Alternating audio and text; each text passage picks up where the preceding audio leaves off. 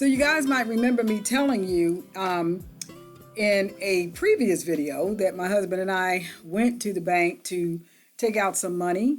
And I had heard several years ago about a $10,000 limit. We were under the $10,000 mark, and they kind of gave us grief about trying to take out some money. Anyway, if you haven't seen that video, you can see it on this channel, or you can go to my other channel and look at it there. But at any rate, since then, there has been a run on the bank. It looks like everybody was thinking what I was thinking. And I woke up this morning to an article says banks drained after $100,000 plus withdrawals. This article came out on Bitcoin.com. And I'm going to read it to you real quick. It says, uncertain markets are causing big bank customers to lose their cool. Several branches of U.S. banks, particularly in affluent areas like New York's neighborhood, have been drained of their cash as customers withdraw money in bulk. One couple reportedly withdrew $250,000 in one go, while others took out $100,000 or more. However, some were refused. I know the feeling, and I was nowhere near that figure, with one would-be withdrawer being declined the $30,000 they requested instead of being told the withdrawal limit was $10,000. In response to the mass cash out, regulators have tried to calm the chaos, with one banking official highlighting, quote, your money is safer at an institution than if you put it in your pocket. Doesn't that sound familiar? That sounds like something I just went through. So now it makes me wonder, are they giving their little talking points? They're supposed to tell people all the same stuff. Well, if this doesn't work, tell them this. And if that doesn't work, tell them that. Oh my gosh. And while some people are busy emptying their bank accounts, others are panic buying toilet rolls with sales up more than 60%. But this pales in comparison to hand sanitizer sales, which skyrocketed by, wait for it, 470%. 470% on hand sanitizer. Okay, are we having fun yet? So anyway, it says the entire world has been focused on the economy as the coronavirus outbreak has devastated global markets. While stocks, commodities, and barrels of oil plunge in value, there's been considerable demand for cold, hard cash in certain countries. According to reports, Wall Street's elite has been trying to withdraw $30,000 to $50,000 per person as they flee the Hamptons. Moreover, various individuals across the U.S. are claiming financial institutions like Chase Bank, Bank of America, are restricting cash withdrawal amounts. Isn't that something? So, I don't know if you got your money, but try to get your money. Oh my God. I spoke to my daughter, and she told me that she went to the bank the other day to try to take some money out, and they just flat told her no. Just flat told her.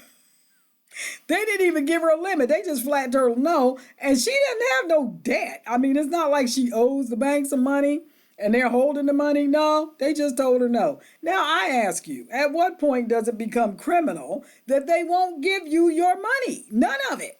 Oh my gosh.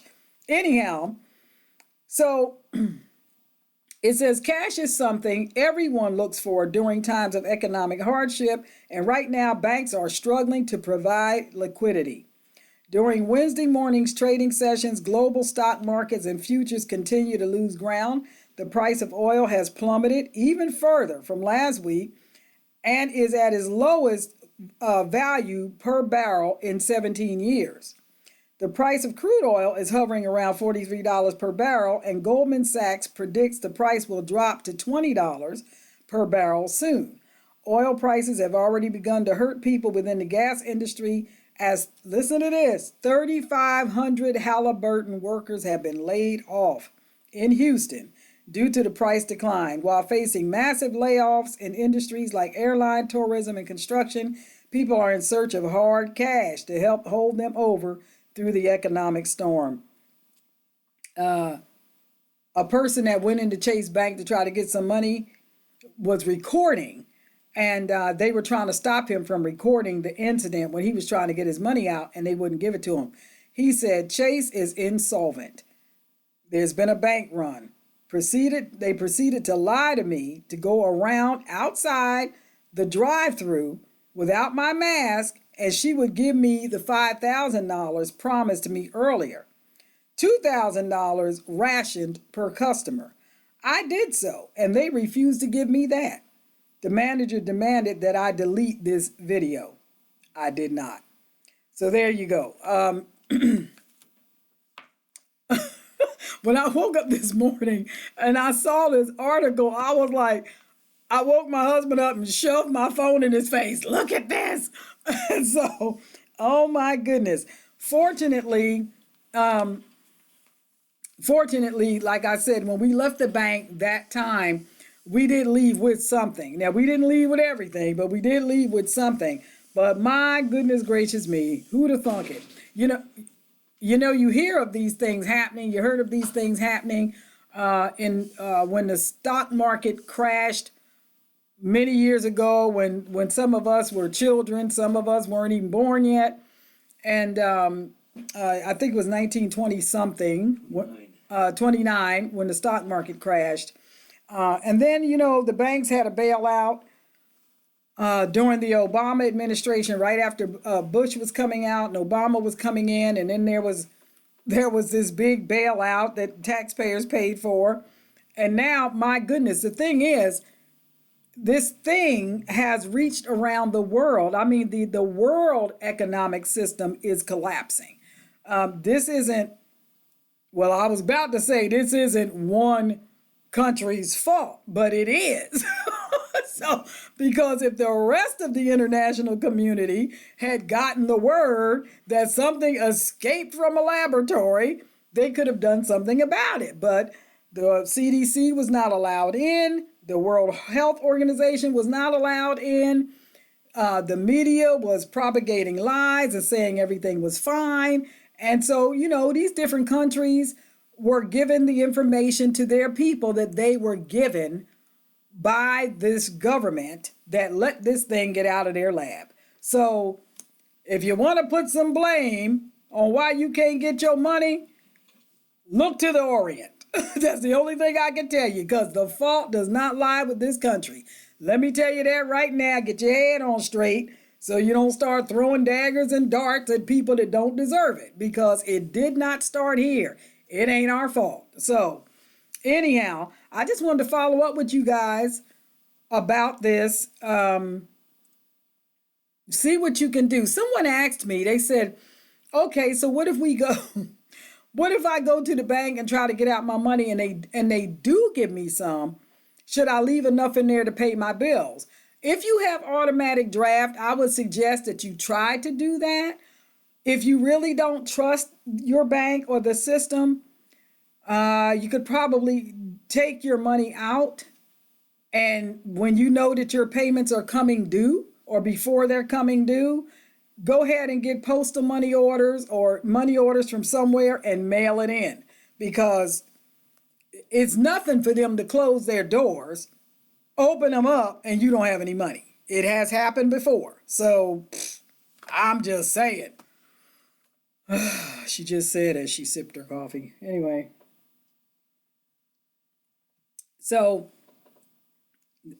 we're in the middle of a nightmare. I'm sleeping okay, by the way, but I'm telling you, wow, huh? This is when it makes good sense to have listened to your parents or your grandparents on how to preserve food and how to do all this stuff. I'm telling you guys, I have been telling people for 6 years, I lie to you not, that this was coming. I didn't know it was coming by way of a disease, but I knew it was coming. I knew it was coming. I knew it was coming because people are fickle. So I knew it was coming.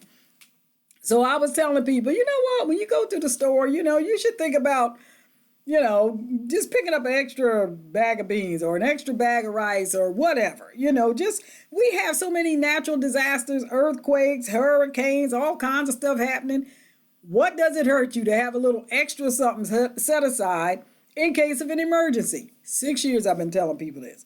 Now they're running around trying to find toilet paper.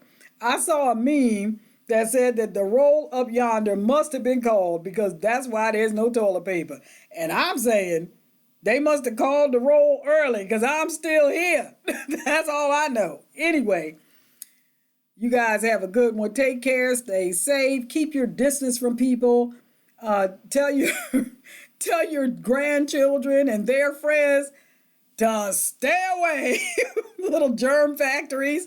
Stay away because if you have a compromised immune system, if you have heart disease, if you have anything like that, you do not want to get a flu that attacks your lungs. This thing loves lung tissue for some reason. You're going to get like popcorn lung or something. Don't do it. Just keep your distance. You don't have to be in fear. You don't have to get crazy about it and go up and buy up everything. I saw a post yesterday from a gentleman who said that he was in his 60s. He said, I went to the store to pick up a few things with the little bit of money that I have, and there was nothing. He said there was no meat, there weren't any vegetables, there was no toilet tissue, there was no dishwashing liquid, there was no hand sanitizer. And he went on to say, I'm not asking anyone for anything. I'm not begging for anything. I'm just asking that you would be considerate of us that are in our 60s because we need things too. And that's true.